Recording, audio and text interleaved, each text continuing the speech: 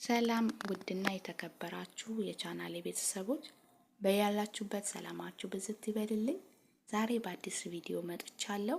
ለቤቴ አዲስ ከሆናችሁ ላይክ፣ ሼር፣ ሰብስክራይብ በማድረግ አበረታቱኝ ማለት ነው። ይህ ቪዲዮ ደግሞ ብዙዎች ጋር እንዲደርስ ቤተሰብ ሼር ማድረጋችሁ እንዳትረሱት። ዛሬ እውነት ለመናገር ከፍቶኝ ነው የመጣሁት። እኔ እንደዚህ አይነት ቪዲዮ ላይ አልሰራም ብዬ ብዙ ጊዜ ዝም እላለሁና አንዳንዴ ደግሞ ሰው ስትሆኑ ምናምን እንደ ሰው ማሰብ ስትጀምሩ የሰውን ህመም ስታቁ ያኔ ሳትፈልጉ መናገር ትፈልጋላችሁ ማለት ነውና ቤተሰብ ሰሞኑ እንግዲህ ሀገራችን ላይ እያለ ያለው ነገር ያ ሁላችንም የምናውቀው ጉዳይ ነው። በተለይ ደግሞ ኦሮሚያ ክልል ላይ አርሲ ላይ እምነታቸውን ተኮር አድርገው እንግዲህ የብዙ ሰዎች ህይወት እያጣን ነው። የብዙ ወገኖቻችን ህይወት እያጣን ነው። እኔ እውነት ለመናገር ሰው የሆነ ሰው ለነዚህ ሰዎች ለነዚህ ወንድምና እህቶቻችን ድምጽ መሆን አለበት ብዬ ነው ማስበው።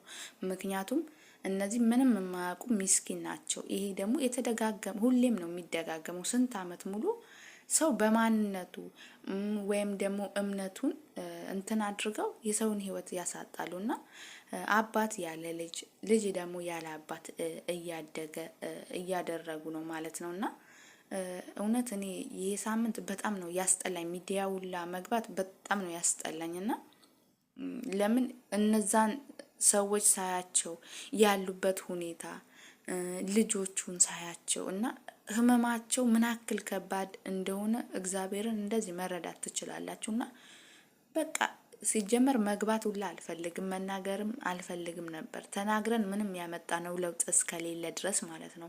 ከዚህ በፊት እንደዚህ ሲደረግ ብዙ ታዋቂ ሰዎች ድምጽ ሲሆኑ ነበር፣ ግን ምንም የመጣ ነገር የለም። ብዙ ሰው እየተገደሉ ነው። ሙስሊምም ይገደላል፣ ክርስቲያኖችም ይገደላሉ በእምነታቸው ማለት ነው። እና መንግስትም እዚህ ላይ ምንም ያደረገው ነገር የለምና እስኪ አሁን ደግሞ ማለት ከኛ ከኢትዮጵያ ሚዲያ አልፎ በቃ ዓለም እንዲሰማው ሁላችሁም ድምጽ መሆን አለባችሁ። ሁሉም ሰው ባለው ሶሻል ሚዲያ ለሁሉም ድምጽ መሆን በተለይ ደግሞ ቲክቶክ ላይ እየገባችሁ ቪዲዮ እየሰራችሁ ወይም ደግሞ በጣም ትላልቅ ፔጆች ማለት የሌላ አገር ዜጎች ላይ የኮመንት ላይ እየገባችሁ ፍትህ መጠየቅ አለባችሁ እና ይሄ ድምጽ ብዙዎች እንዲሰሙት ዓለም እንዲሰማው ማድረግ አለብን። ይሄን ስቃይ ችግር ወይም ደግሞ መገደል መቆም አለበት። ከዚህ በኋላ በቃ በእነዚህ ሰዎች ይብቃ። ሰው እንዴት ነው አንድ ቤት 3-4 ሰው እያለቀ ልጆች እናታቸውን እያጡ እናት ልጆቿን እያጣች እንዴት ነው እስከ መቼ ነው ይሄ ነገር የሚቀጥለው? ማለት ሰው እንዴት ነው በእምነቱ የሚገደለው? ማለት ህግ ባለበት ሀገር ይሄ የተደጋገመ ነገር ነውና እስኪ አሁን ደግሞ ዓለም እንዲያቀው ማለት ዓለም እንዲያቀው ማድረግ አለብን ብዬ አስባለሁና እባካችሁ ድምጽ ሆኑ።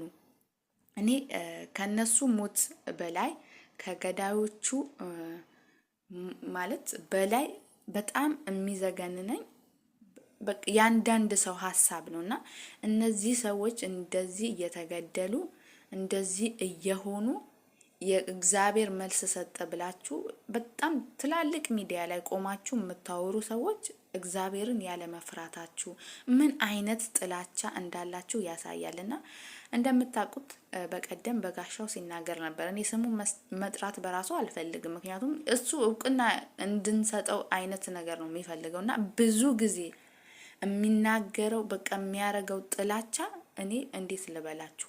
እንዴት ነው ሰው እንደዚህ እየታረደ ልጆች እንደዚህ እያነቡ እናት እንደዚህ እየሆነች አባቶች እያለቁ ይሄ የእግዚአብሔር መልስ ነው ብለው መድረክ ላይ እንዴት ነው ሰው እንደዚህ የሚናገረው? እውነት ምን አይነት እኔ ጭካኔ እንዳላቸው አላቅም። እና ብዙ ሰው አስቆጥቷል። እውነት ለመናገር የፕሮቴስታንት እምነት ተከታዮችም ይሄ ነገር ልክ አይደለም ብለው ሲናገሩ ነበር። ብዙ ሰው ለምን ሰው የሆነ እንዴት ነው የሰው ህመም የማይገባውና አንዳንዴ አንድ እምነት ላይ ኖራችሁ ስትወጡ ለዛ እምነት ለመጀመሪያ እምነት ያላችሁ ጥላቻ እውነት ለመናገር እኔ ይገርመኛል። እግዚአብሔርን በጣም ጥላቻ አላችሁ። እኔ ችግር የለም ይሄ ጥላቻ ይኑረው፣ ግን እንዴት አስችሎክ እነዚህ ልጆች ላይ ትጨክናለህ ማለት ምን አይነት ልብ ቢኖርክ ነው? እነዚህ ወገኖች ምንም የማያውቁ ምንም ሚስኪን ናቸው እኮ ምንም የማያውቁ ሰዎች ላይ እየታረዱ እንደ በግ እየታረዱ እየተጣሉ እንዴት አስችሎ ካንተ በቃ ቸርች ላይ ማለት የምታስተምርበት ላይ ወጥተክ እንደዚህ አይነት መናገር በራሱ እኔ ከእንስሳት ምንም ይሻላል ብዬ አላስብም። ሲጀመር እንስሳቱ ላይ ይሻለኛል ከሱ ማለት ነው።